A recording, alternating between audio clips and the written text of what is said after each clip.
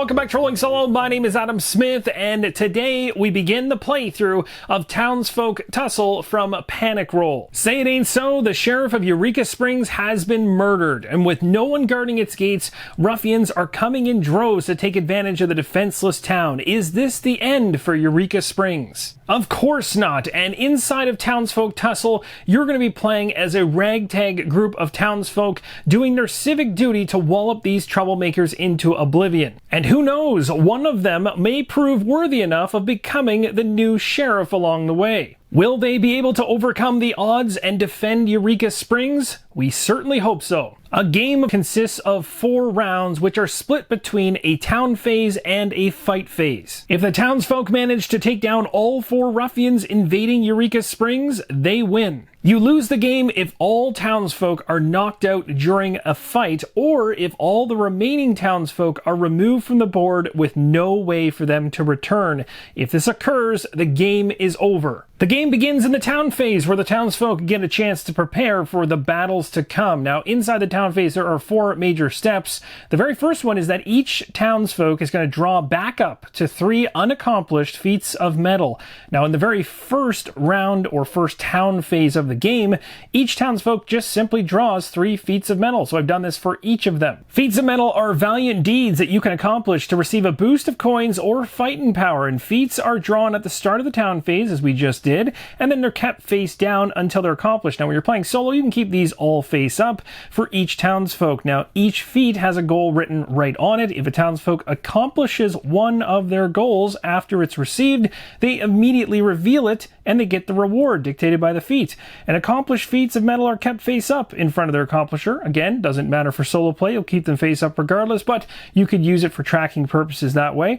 And at the end of each fight phase, the townsfolk who accomplish the most feats during the round without getting knocked out earns a precious piece of ruffian gear from the defeated ruffian. It's worth mentioning at the end of each fight phase, which we'll see at the very end of our battle, that you have the ability to go ahead and discard any unaccomplished feats you don't want to pursue going forward in order to draw up more going into the town phase, which would normally occur right now.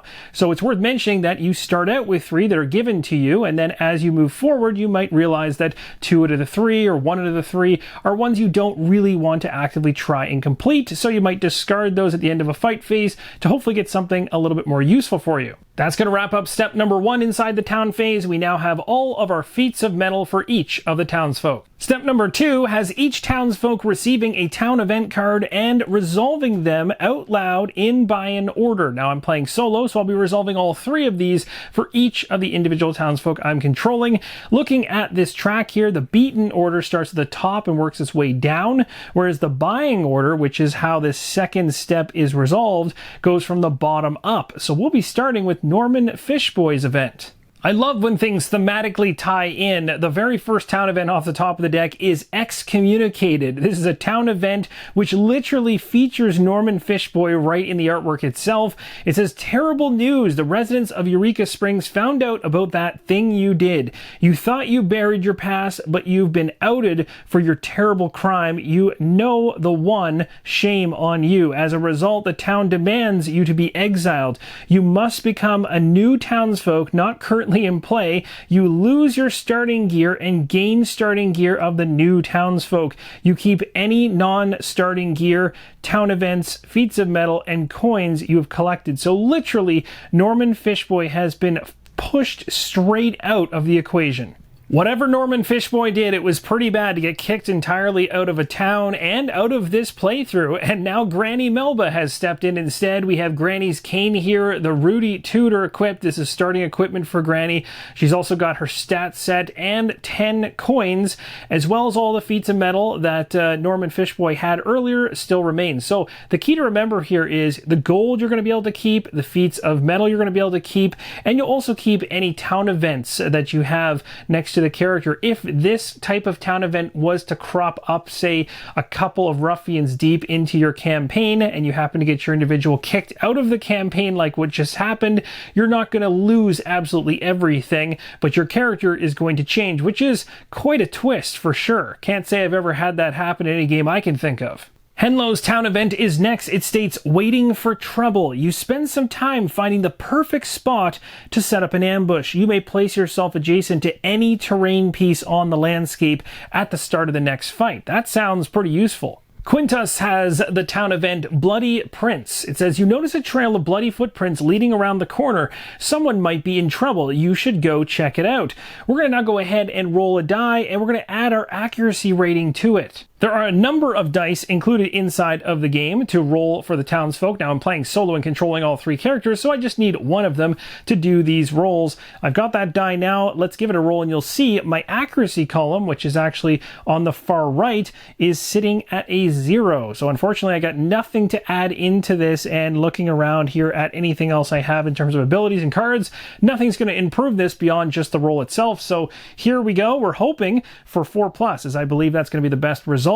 Based on the card, we got ourselves a 4, so we landed it perfectly. It says you peek around the corner and spot a ruffian wreaking havoc. Reveal the next ruffian on the town map. And that's actually a great event card to get, because I'm going to be able to check out which ruffian is going to be coming up against us in the upcoming fight phase.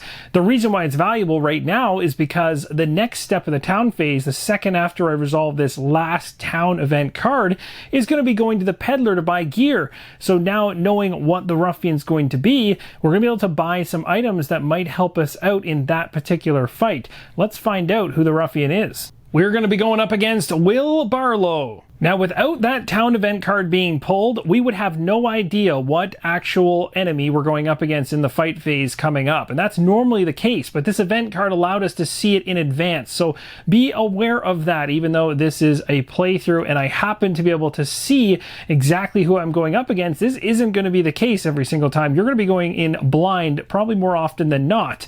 And as you can see here on Will Barlow's card, on the right-hand side there, it's broken out into 4 sections. And those 4 sections relate to the 4 different, spots along the path that you're making along the ruffians, and they're getting progressively stronger as they go. So we're going to be going up against Will Barlow, the chump version, which is going to be this one right here because it's in the very first position. However, if we were down here to the final fight, we would be taking on whatever abilities and stuff like that that Will Barlow has there. So you're going to see variation on the enemies per when you pull them on this particular track. So it makes things interesting and changes up the behavior of the enemies, so it's not going to be the same every single time. Now, I'll talk more about this when we get into the fight phase, but I wanted to point your attention towards the weakness, because every single one of these ruffians has a weakness.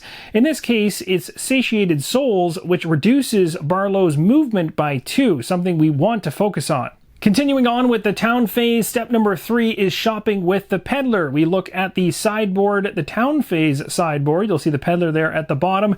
There are 10 slots along the clothesline here. We're going to be placing peddler gear in all 10 positions.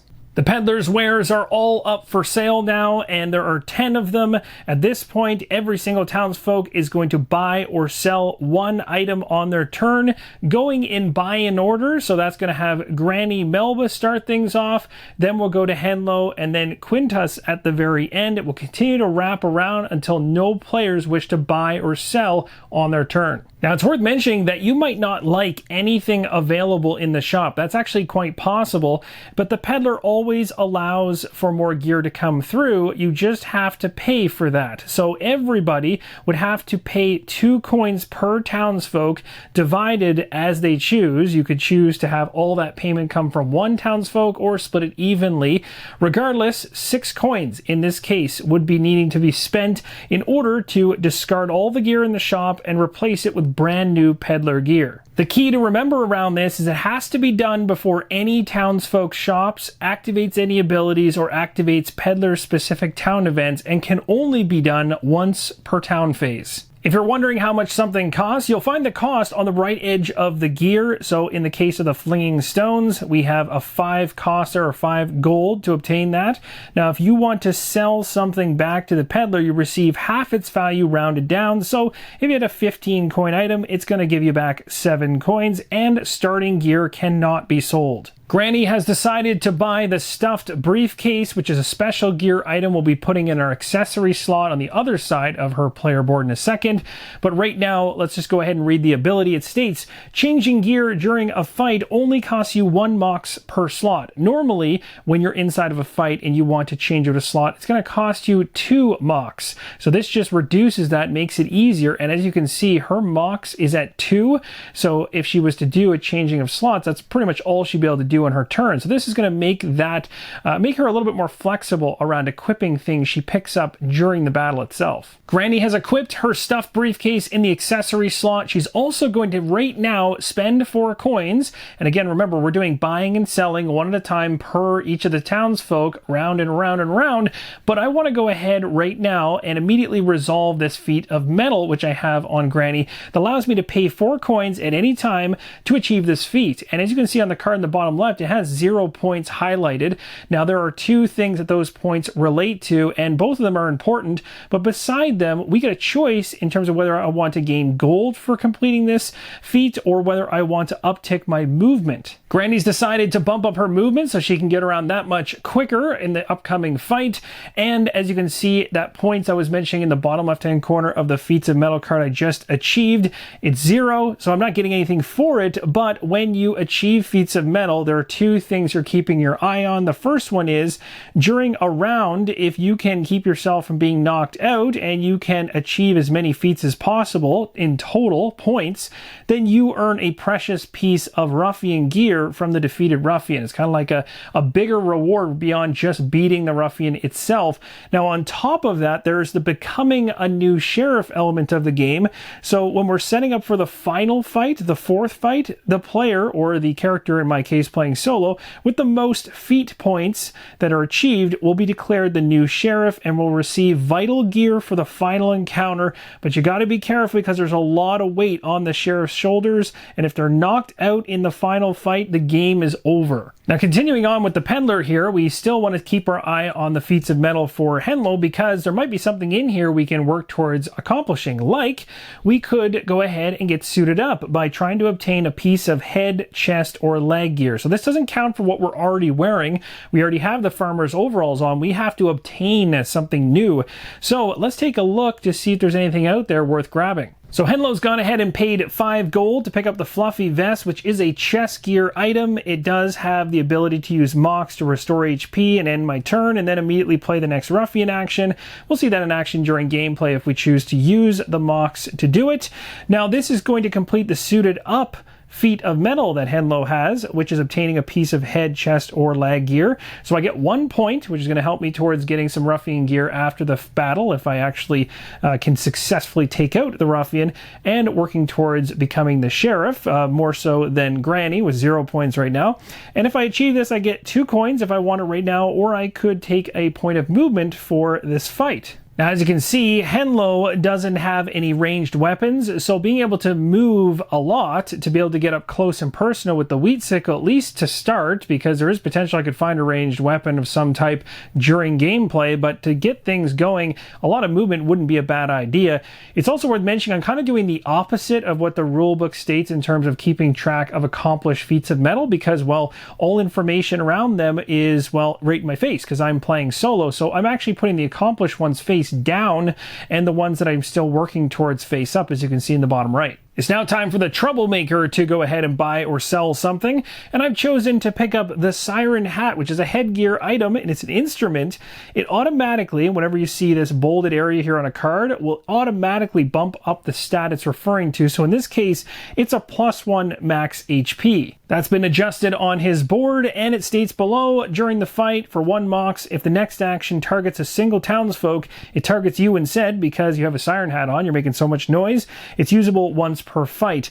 And the great thing about doing this, and the main reason I did this, was because I have a feat of metal that says, like an ox.